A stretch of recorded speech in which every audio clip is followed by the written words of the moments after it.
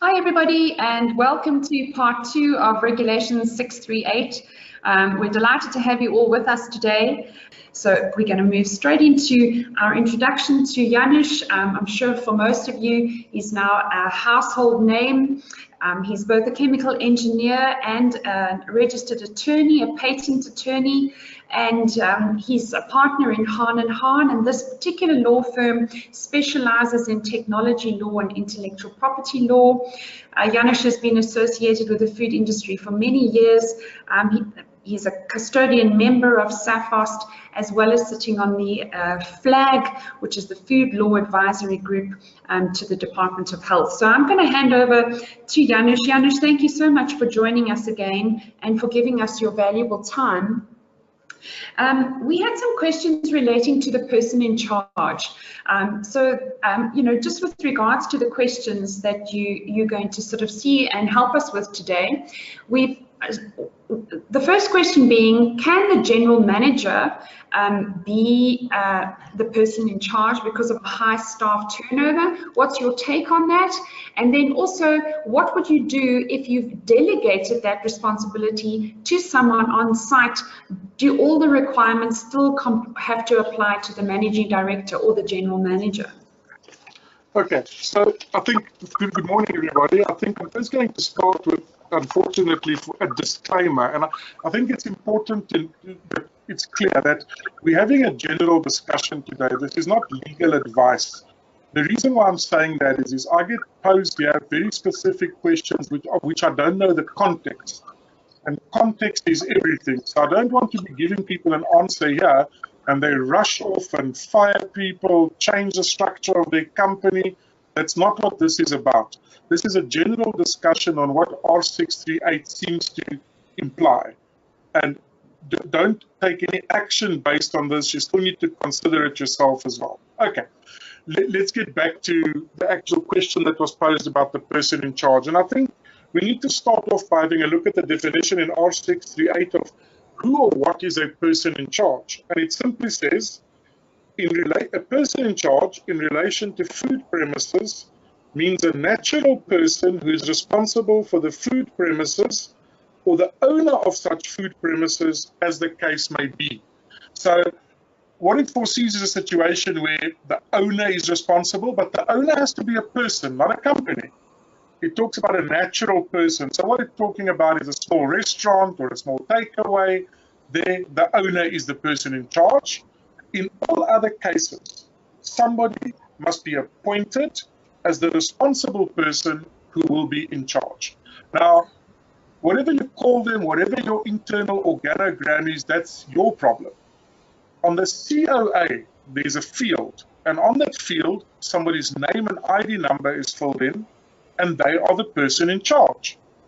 When problems arise, that is the person who will be addressed by the law, not their boss, not head office, not the managing director. So if your name appears on the COA as the person in charge, you have the duties and responsibilities set out in the Act. There's no provision in the Act for delegation. It's quite clear, and I'll read it again. Means a natural person who is responsible for the food premises or the owner of such food premises, and that name appears on the certificate. So if you're putting your general manager as that person in charge, I would suggest that he actually be in charge. He must be knowledgeable of what's happening at the particular facility, not in general. If he's delegating it, it won't absolve him of liability. He simply has people that report into him, but at the end of the day, he will be the person responsible in terms of the certificate. Okay, sorry, Janusz, I'm just going to interrupt you there. Won't you just adjust your mic? You sound a little bit like you're under the water. It's strange because I don't know if there's anything I can adjust, but I can try. Hang on a second. Let me. In fact, I'm on echo cancelling speakerphone mode. Maybe I must just sit a bit closer to it. Is it any better now? It's still crackling a little bit, but let's hope for the best. Okay, that's very strange. Okay. All right. So on the slide, you see the question, and I think I've answered Yes. to a large extent what this question says. But the second part of the question, it says, in the food manufacturing industry, you have the person in charge of the site being the managing director, and she nominates a management rep, food safety manager. All of that is great, but at the end of the day, responsibility lies with the person whose name is on the certificate.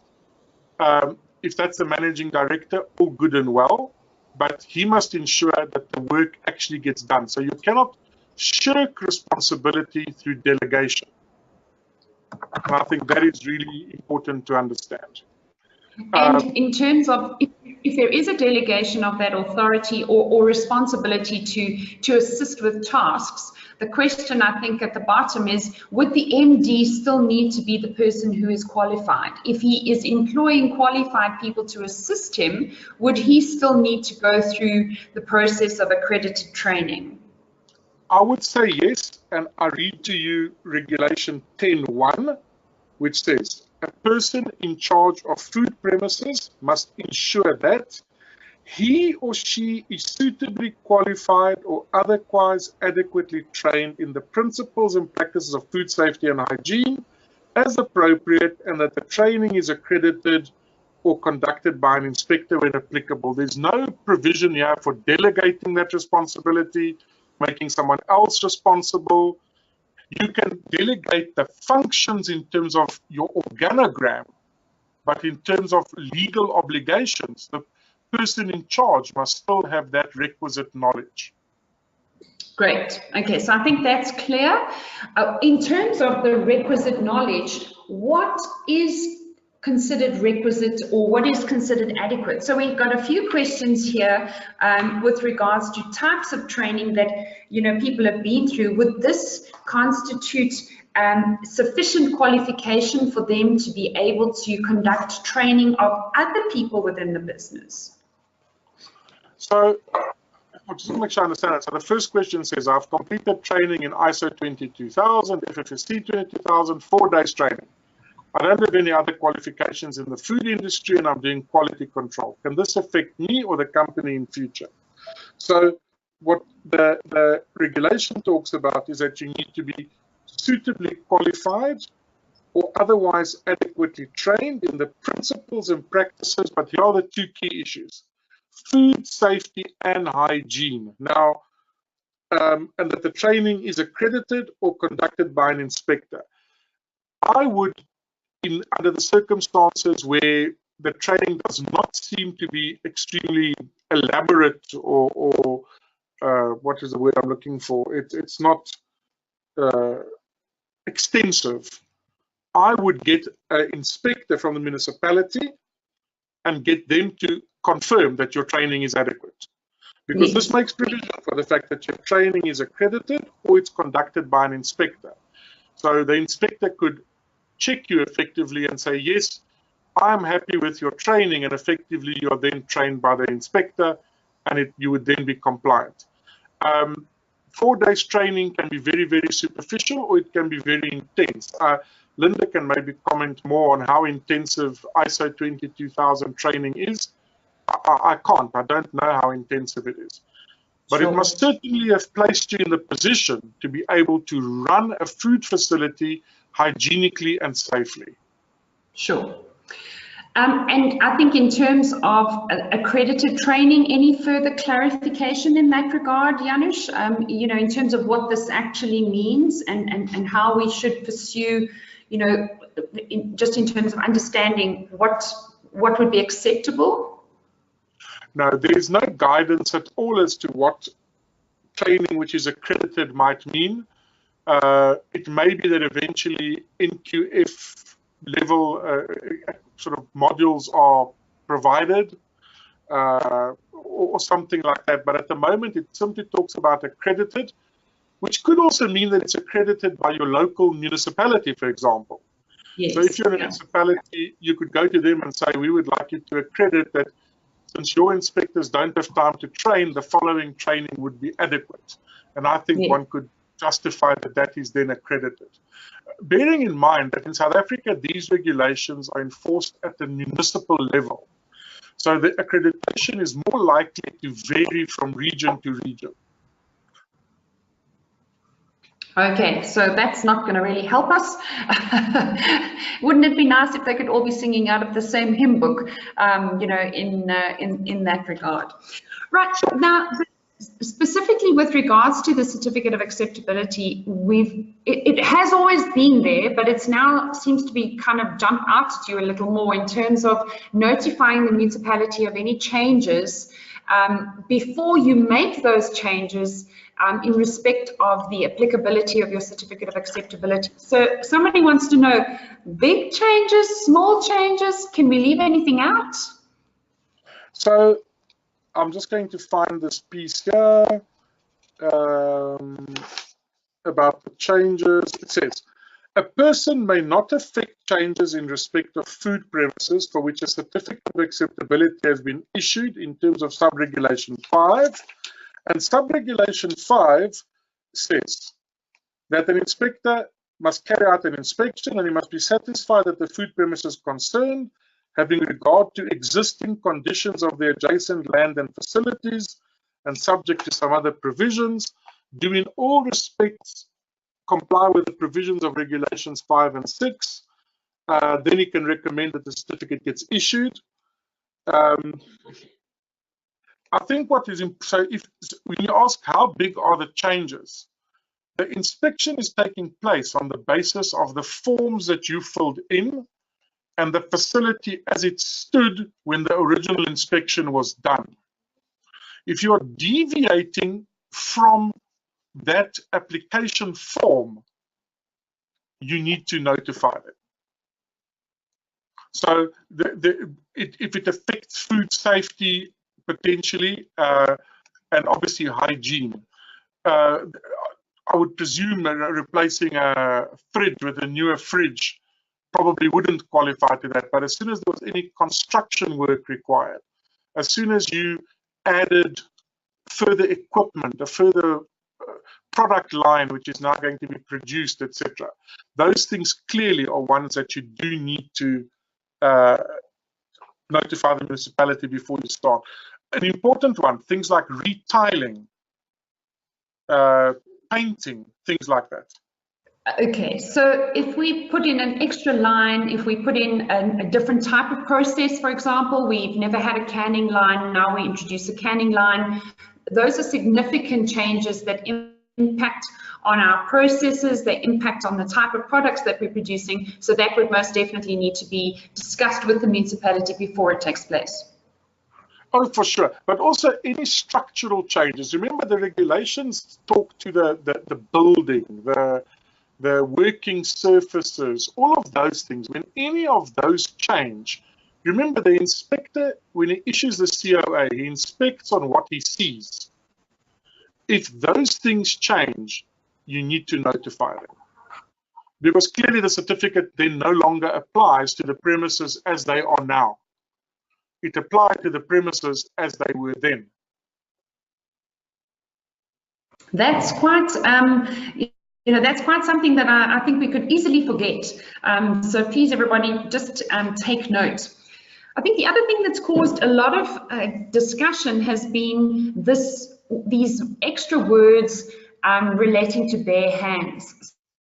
Yes. So a couple of specific questions, which I think actually are quite valid. You know, if you're working with mushrooms and you have this sticky peat, which is obviously part of the growth material, when you're working with gloves, you know, the company's of the opinion that this could be a bigger risk. Similarly, if you're working in a quick service restaurant and you're having to handle, you know, food all the time, and there's you've got proper hand wash procedures and proper micro monitoring regimes, would these additional measures be sufficient to exclude the need to use gloves? In other words, to still continue with bare hands and not have to introduce gloves? Yeah, this amendment is quite strange because on the one hand it talks about the gloves, but in several places throughout the regulations, it is clear that it intends that there are circumstances that would allow you to use your bare hands. So I think that it comes down to good manufacturing practice. There's no direct prohibition. I think what's happening is they would like people to use gloves, but they haven't gone as far as prohibiting the use of bare hands.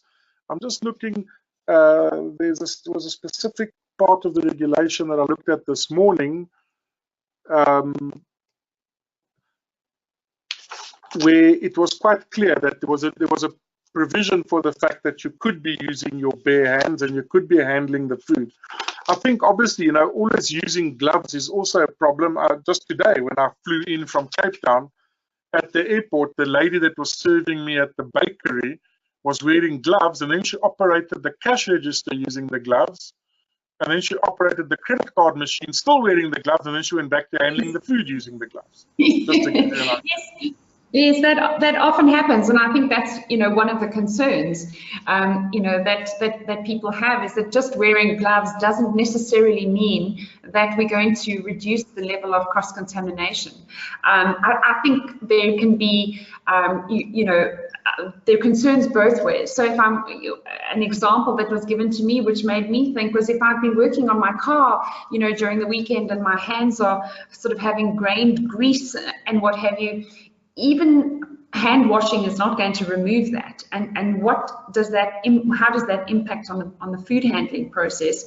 But by the same token, you can't handle food and handle money, or the credit card machine, just because you're wearing the gloves. I think in most cases the consumer alerts you to the fact that they don't want you to touch the food with with your bare hands. So either you use a pair of tongs, but gloves are not necessarily the only way forward. I think regulation 11.3c is quite telling, because this is the duties of a food handler, and it says a person may not handle non-prepackaged food in a manner that brings it into contact with any exposed part of his or her body, excluding his or her hands. So the implication is that you can handle it with your hands, because it's allowed to come into contact with your hands. But obviously you need to comply with the earlier part of 11, which deals with the washing of the hands, where you need to make sure you're wearing gloves if you've got any jewelry. Funny enough, if you've handled money, it's quite an interesting one. You may not handle food if you've handled money, it says. Yes. Yeah. So those two tasks should be split. Somebody taking money and somebody handling food. It shouldn't, in fact, be the same person in a restaurant environment. Yes. But I think that the answer is that gloves are certainly not mandatory in all circumstances. I think what the department is trying to say is that it's preferred, but they were unable to define when it's preferred and when it's not. So they've left it open, but with a bias towards wear gloves. Yes, absolutely. Okay, so let's look at delivery vehicles, because now, of course, the regulation has changed with respect to outsourced vehicles, and we now see the regulation also referring to transportation as being a food truck, a caravan, a motorcycle, any conveyance. So if we have a takeaways, for example, and we happen to be using motorbikes, what requirements would need to be in place in order to fully comply with the regulation? Yeah, so if one looks at regulation 3.1, which is the basic regulation where it all starts, it says subject to regulation 11, blah, blah, blah, a person may not handle food or permit food to be handled on food premises in respect of which a valid certificate of acceptability has not been issued or is not in force. And then it says, and this also applies to an outsourced vehicle used for the transport of perishable food on behalf of a person in charge of the premises. So if you are outsourcing your deliveries, you need to ensure that that person has a COA for that particular vehicle.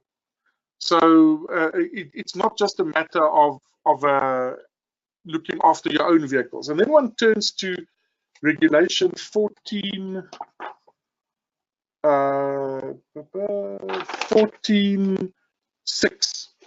It says the provisions of Regulation 3.1 do not apply to a vehicle used by the person in charge of food premises to transport, display, or serve pre-packed food derived from the food premises on condition that a certified copy of the certificate of acceptability issued to the person in charge is present in the vehicle. So every delivery vehicle which belongs to you needs to have a copy of your COA with the vehicle. It's quite clear in terms of the vehicles now having to also have COAs, whether it's your own COA if it's your own vehicle, or a third-party COA if it's a third-party vehicle. So that means the motorcycle driver would need to have a copy of the COA. So there are many variations of this, because you get companies that have their own drivers, they have their own motorbike. It belongs to the shop, the driver drives for the shop. Then you get some people who outsource this because they find that there's an easy way to, quote unquote, support small business. So now they get a little guy with a motorcycle and he drives for himself. They pay him per delivery. That person would have to have their own COA under this, which presumably is going to be a very difficult thing to do.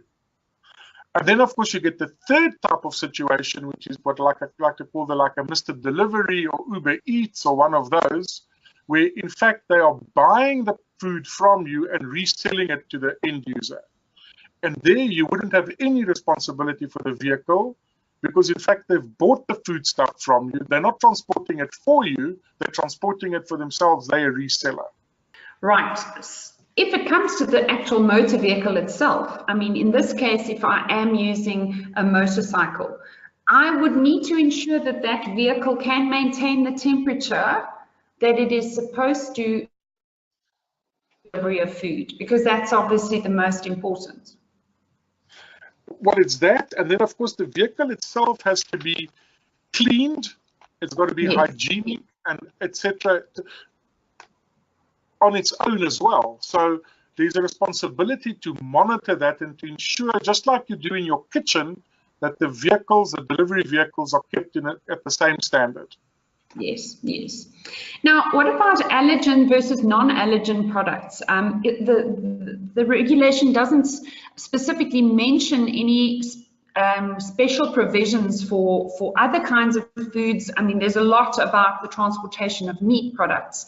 But in terms of allergen versus non-allergen products, my understanding would be that the general provisions to ensure any cross-contamination, those would need to apply even within the delivery vehicle. Yes, and there's a definition of contaminant in these regulations, or contaminate. And it talks about the effect exerted by a biological or chemical agent, foreign matter, or other substances printed in food so that the food does not meet the standard or requirement determined by law, does not meet acceptable food hygiene standards, or is unfit for human consumption, etc., etc. But it specifically excludes allergens used as ingredients. Now, it's in an earlier version of these regulations, an allergen was considered a contaminant. In this version, they have specifically excluded allergens which are used as ingredients. So if you're contaminated with an extraneous allergen, so for example, the vehicle was asked to transport something completely different, was put in the vehicle, and then later foodstuffs, that would be a problem. But in terms of these regulations, it wouldn't be considered that you've contaminated the food merely because pizza with wheat on it came into contact with something without wheat on it. Yes. Okay. Sorry, but I need to add that wouldn't change the fact that in terms of the Consumer Protection Act, you would still be liable if somebody had an allergic reaction to a foodstuff which was not supposed to have an allergen in it. Absolutely. So, and in terms of your, in terms of the issue with the allergens, it's to ensure that there isn't cross-contamination, so that the person who eats the non-allergen product doesn't suffer from an allergic reaction. So we should be doing whatever we can to ensure this as a principle in terms of food safety, not necessarily because the regulation doesn't say anything about it. Janusz, we've got a question with regards to the COA. Is the COA for the company or is the COA for the vehicle? Sorry, can I go one step back? And I just wanted to address this allergen thing again, because there was something which bothered me. So in regulation 5.2, Yes. it says a food premises must be of such a location, design, construction, and finish, and must be so maintained, etc., etc. And then it says, can be protected effectively by the best available method against contamination or spoilage by poisonous or offensive gases, vapors, odors, smoke, soot deposits, dust, moisture, insects, blah, blah, blah, blah. And then it says chemical, including unintended allergens or biological contamination or pollution or by any other agent whatsoever. So an unintended allergen, I would have thought all allergens are unintended, but either way, if the food product is not supposed to have an allergen in it, then the design of your facility, including your transport, must be such that a product is not contaminated with an allergen it would not normally have. Yeah, that's how I understood that paragraph, and I think that would then obviously extend to the vehicle. Right, coming back to the question that we had, just for clarification, is the certificate of acceptability for a vehicle or for the premise? So if I have my own fleet of vehicles and I have a premise, then as my understanding would be that the certificate of acceptability would cover my premise as well as the vehicles that I own myself. Yes, and a copy of the COA must be carried in each vehicle, and that is regulation 14.6A of R638, again, where it says, a vehicle used by a person in charge of a food premises to transport, display, or serve prepacked food derived from the food premises on condition that a certified copy, not just a copy, by the way, a certified copy of the certificate of acceptability issued to the person in charge of the premises is present in the vehicle. So the inspector would come and presumably inspect the premises and see the vehicles. How they would see the vehicles, I don't know, because I presume the vehicles would be on the road. But they would need to do, I suppose, some spot checking or something, and then they would issue you a COA. You would have the responsibility to make sure that your vehicles are all in compliance with the hygiene and food safety aspects of these regulations, and to carry the certified copy of the certificate. Okay, yeah, because if I look at the application form for the certificate of acceptability, we now under section D of Annexure B, you are required to list the vehicles and their registration numbers. So I suppose, you know, from in terms of the inspector actually inspecting them, he wouldn't be able to do that if they weren't available. But the municipality should now be aware of which vehicles fall under that COA. So one of the questions we have is someone asking, if my existing COA doesn't cover any vehicles, I'm going to have to then apply for a new certificate or an amendment to my existing COA to include the vehicles.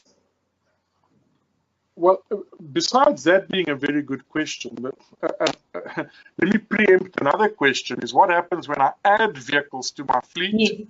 Yeah. Vehicles are written off and new vehicles are purchased. What happens then? So I don't think that they, to be quite honest, I don't think they thought about it. I don't think that they've considered those issues, because obviously this being the first time that the vehicles are included, I don't, it could in fact be that this would constitute, although they're not inspecting the vehicles, they're simply asking you to list them. And I think one should notify the municipality to tell them, this vehicle is no longer on our certificate, you need to, well, it's no longer in our fleet, you need to add the following vehicles for us, and they should then issue you an updated certificate. But at the very least, it will be on record that you have new vehicles and old ones have been taken off. I don't think it should trigger a wholesale reinspection of your premises and reapplication from scratch. That would be nonsensical. And I really hope that that's not what they intend to start doing. Yes.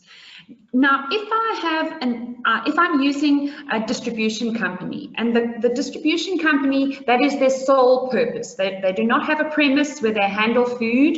They purely distribute, pick up my stuff and take it to the distribution center. In that case, the certificate of acceptability is then for the vehicles. Yes, so they would need to apply specifically only, look, presumably they have an office or something somewhere. I mean, they're not working from the boot of their car type of thing. So they would have an address and so on. But in fact, the only things on that COA would be the vehicles. And most likely the endorsement would say that there are no premises, only vehicles. Right. Okay, so let's move on then. I just want to make sure I am moving the slide on. Just to be clear, everybody, we should now be looking at a slide relating to temperature. I know I'm getting a couple of comments to say the slides aren't moving. Hopefully we've rectified that. I know the sound is a little bit crackly. Please bear with us because I think this information is really, really important. There's some provisions with regards to the temperature of food and when food can be sold if it has not been at the correct temperature. Previously, the regulation used to say 1 hour. Now the regulation says 4 hours. It almost seems unbelievable that they would extend the amount of time, but we're not misreading this, Janusz. It does say we now have more time before food should be destroyed if it hasn't been at the correct temperature. No, you're absolutely correct. I mean, I've advised numerous clients on this issue in the previous regulations, especially QSRs that prepare food ahead of time and delis, say, for example, for an afternoon rush or things like that, and how long can they hold it and so on. And this has now been extended to 4 hours. Now, in some ways, that is good news, but you know, it reduces wastage. But of course, the real problem here is that it now, since you're now exempted from paragraph A, it means that you don't have to hold the food for 4 hours at any specific temperature. And that obviously it can be quite concerning, as one can imagine. But yes, it's very clear. It says the provisions of paragraph A is the one that deals with the temperatures, do not apply to.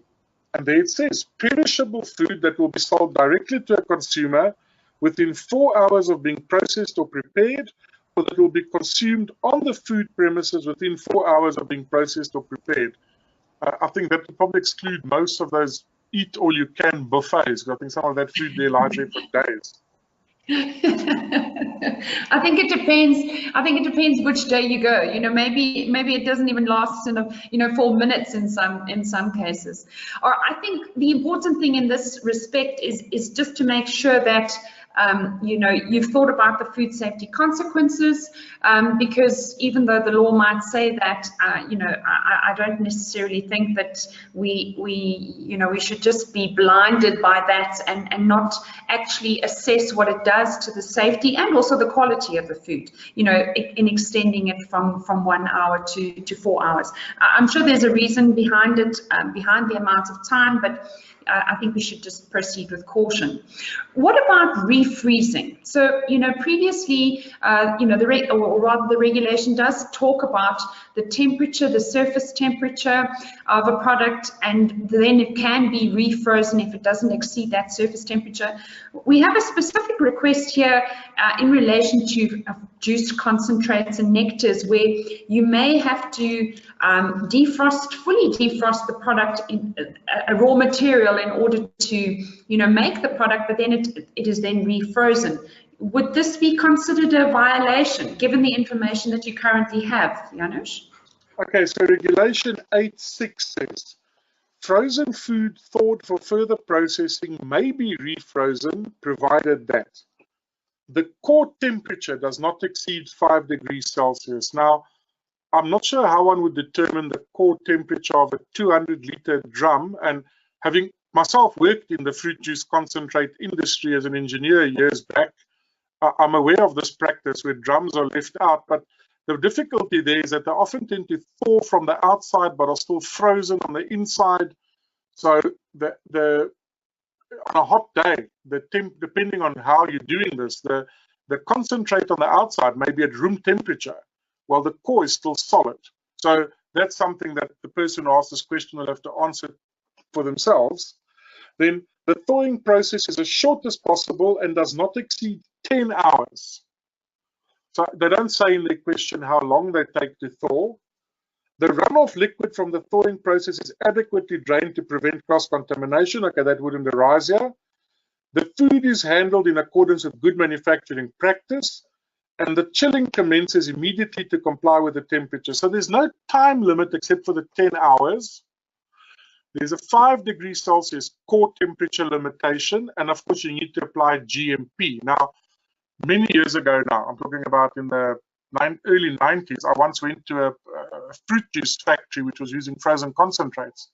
And they had a practice of rolling these blue plastic drums with the liners with the concentrate inside outside and standing them in the sun while they were thawing. And it was just bees where you couldn't look past the bees. There were so many bees circling these drums because clearly they'd been opened and closed a number of times and some had spilt and so on. So that is not good manufacturing practice, obviously. But within the limitations of 8.6, so if whoever asked this question, go and read regulation 8.6 and you'll know what you need to do. Yeah, because there are other specific requirements that also have to be taken into account. Okay, so let's talk about the scope of applicability. A couple of questions which hopefully are easy to answer. The street vendors, well, as we understand it, this applies to all food handling facilities, including street vendors. Look, you know,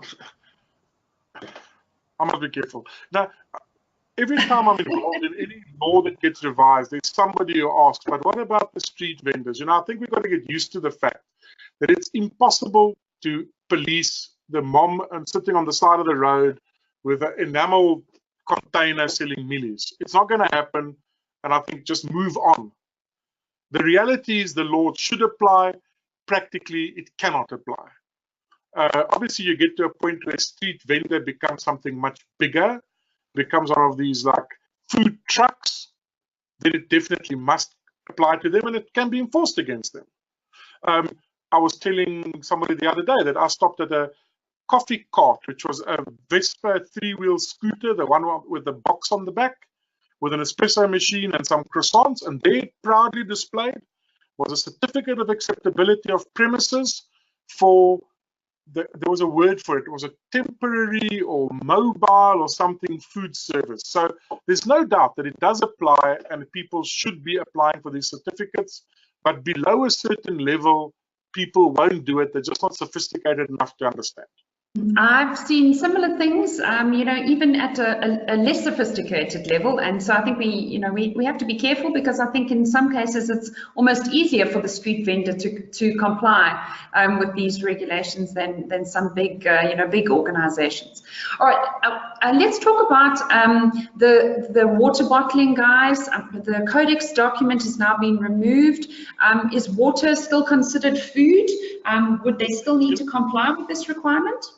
You know what, let's go one step back. I think you missed that question 311B. Despite sub-regulation 11A, do people have to reapply within a year of the regulation? So if nothing changes on your premises, the person in charge of premises hasn't changed, everything is going on just like it was going on, then in terms of 311A, it clearly says that a certificate of acceptability issued prior to these regulations is considered to be a certificate in terms of these regulations. So nothing changing, you still have your certificate. So I think that answers that question. If you have changes, then you're going to need to apply for a new certificate. The question, how does this regulation impact bottled water companies?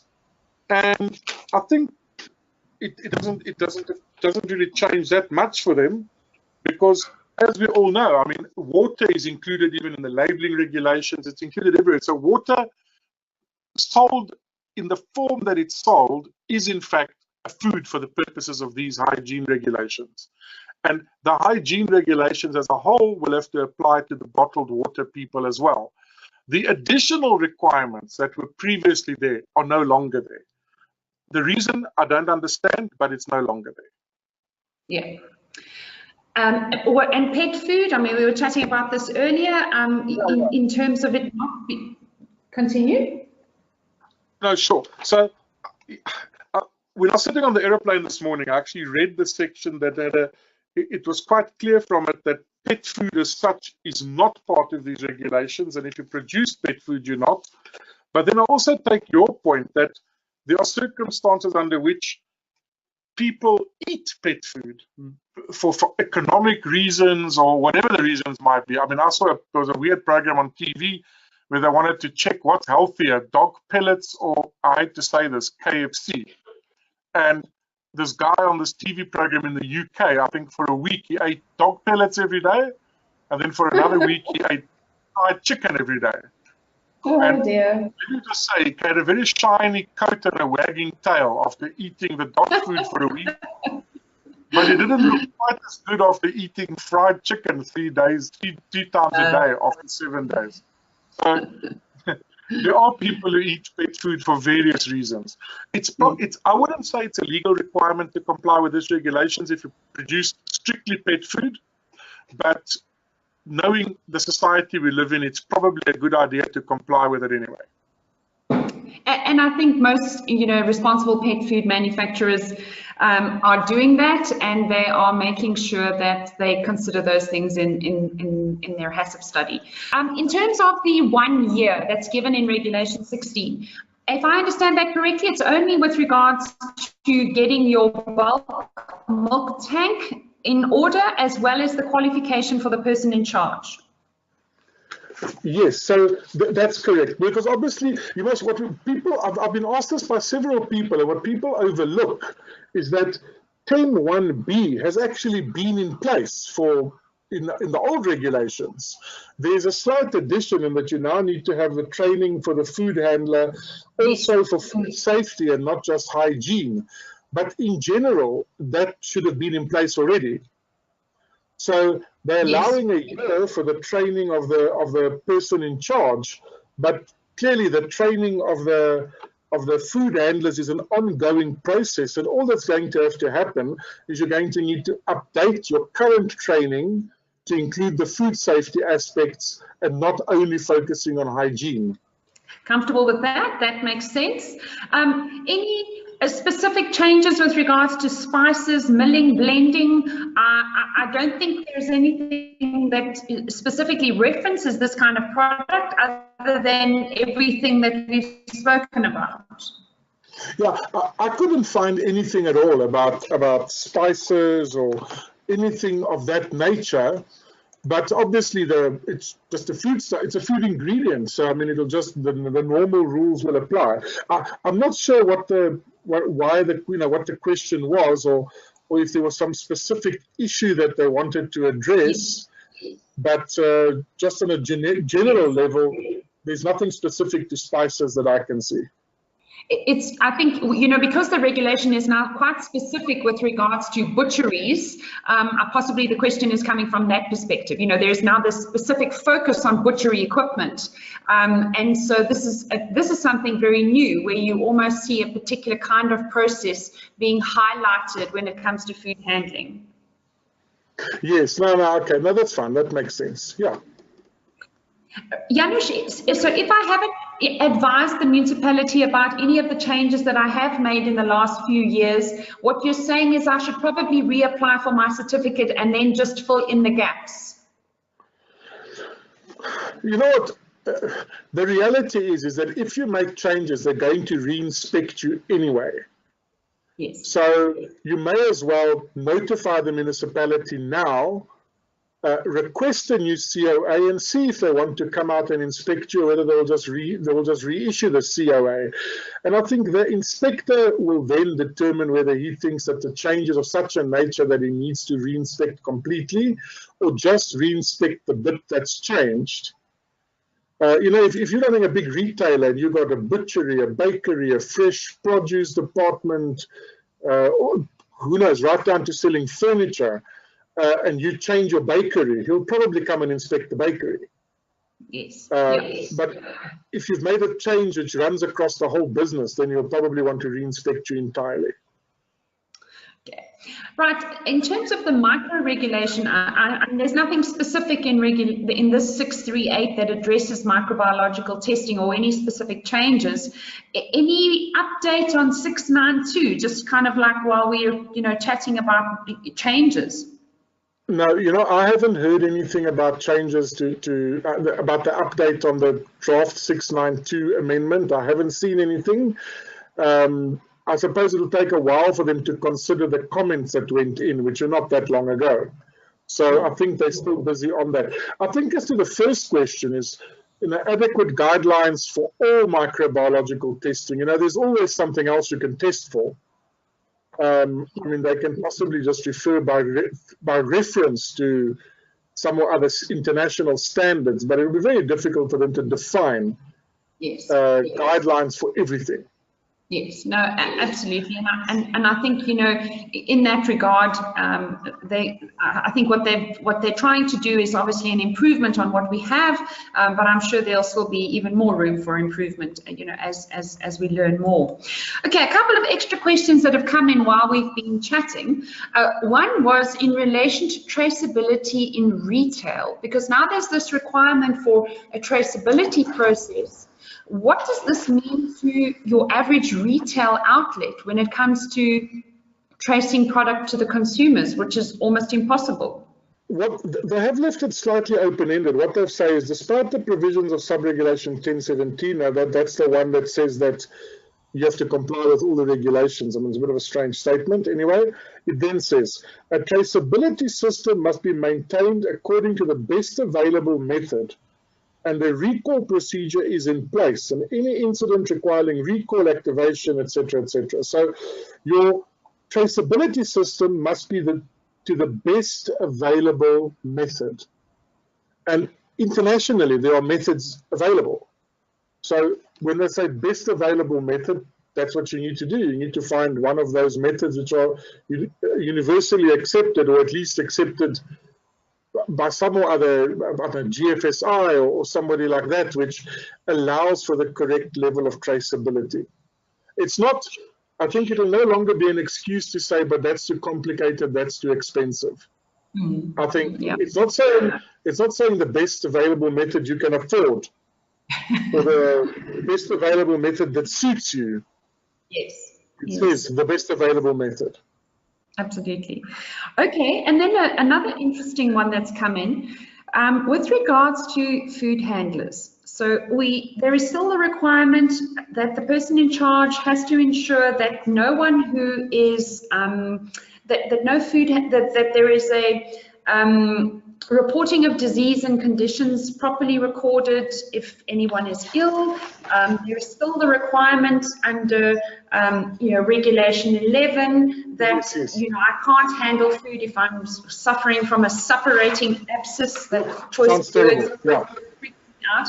The question that we have is, what about the pre-employment medical? The previous regulation, did we have to have pre-employment medicals, and has that now gone? And what is the change with regards to medicals?